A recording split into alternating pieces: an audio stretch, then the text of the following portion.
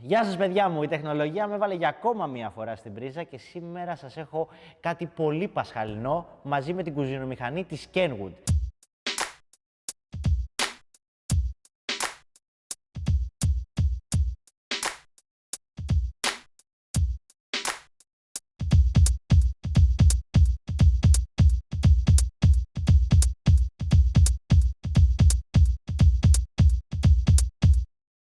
Η κουζινομηχανή της Kenwood, εντάξει.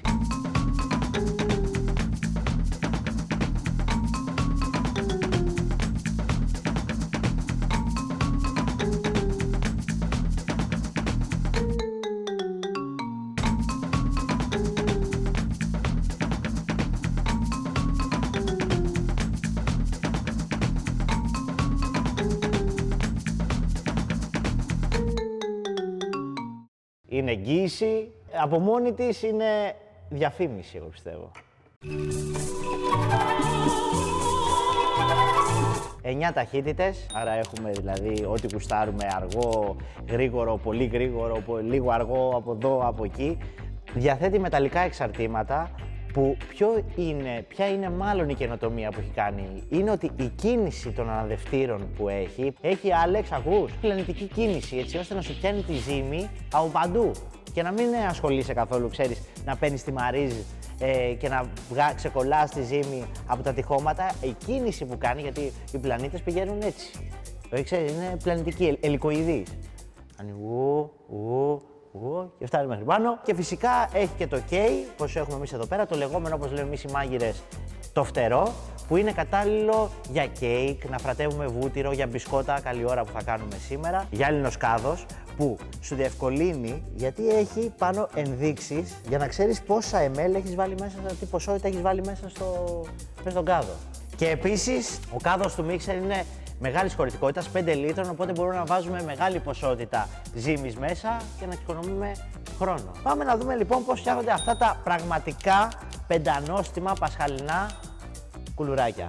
Έχω βουτυράκι σε θερμοκρασία δωματίου. Πάντα να ξέρετε ότι όταν κάνετε μπισκότα ή κέικ, στο οποίο πρέπει να φρατέψουμε το βούτυρο, πάντα μα πάντα πρέπει να είναι στη θερμοκρασία δωματίου.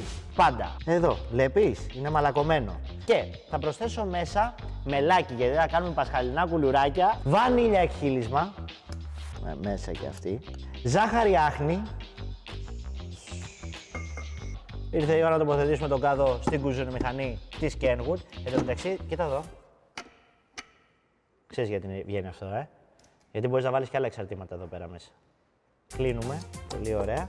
Και θα χτυπήσω για 2 λεπτάκια μέχρι να μαφρατέψει το βουτυράκι και να ομογενοποιηθεί το μείγμα. Ομογενοποιηθεί.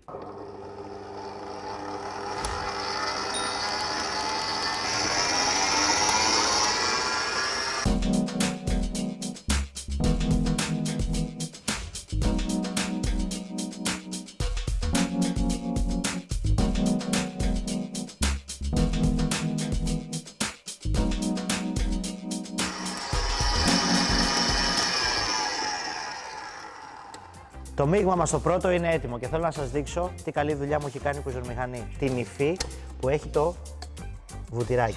Το βλέπετε που είναι κρέμα, είναι κρεμόδες. Έχω αλευράκι, baking powder, γαλατάκι και πορτοκάλι. Θα πάρω μια ξύστρα. Προσοχή μεγάλη, μην μου πάρετε το λευκό μέρος του πορτοκαλιού γιατί πικρίζει, έτσι. Αλευράκι, baking powder μαζί. 2 αυγουλάκια και τα σπάμε πολύ απλά μέσα. Τέλεια.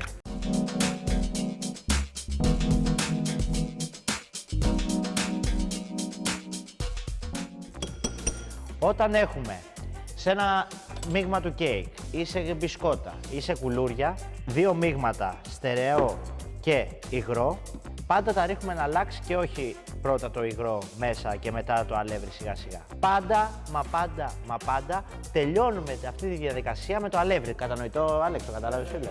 Θα πάρω και θα ρίξω λίγο από το υγρό μου. Με το που βλέπεις σιγά σιγά, Άλεξ, είδα εδώ, αρχίζει και το πίνει το υγρό. Ρίχνω αλευράκι.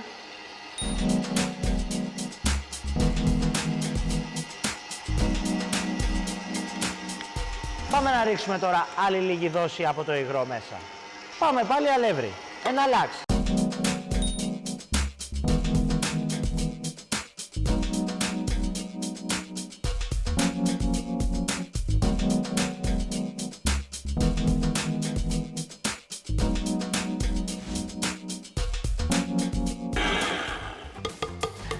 Με μια Μαρίς βοηθάμε.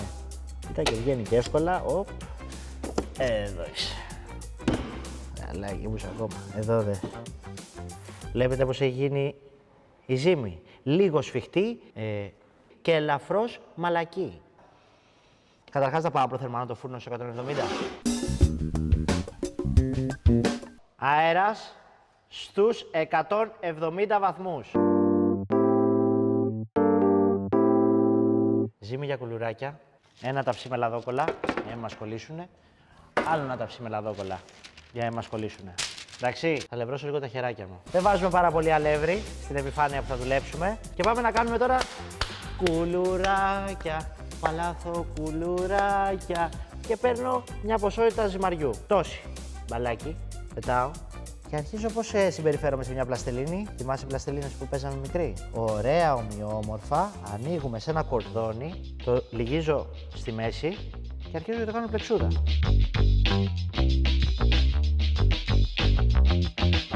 Το ταψάκι μου με τη λαδόκολλα.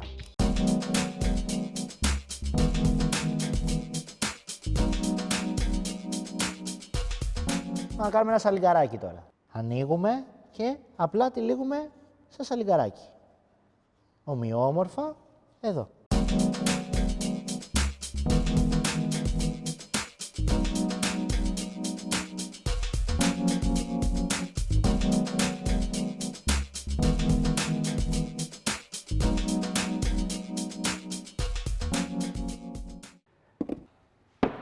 Θα πάρω ένα πινελάκι και θα τα αυγώσω. Το αυγό μας βοηθάει να πάρουμε ένα πολύ ωραίο χρωματάκι.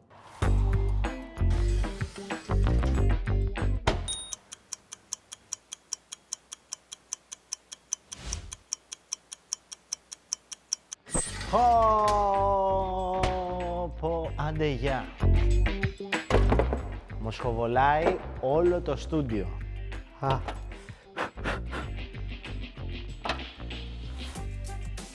Κάρικα. Όπο φίλε είναι πολύ νόστιμο. Ήρθε η ώρα να βγω από την πρίζα.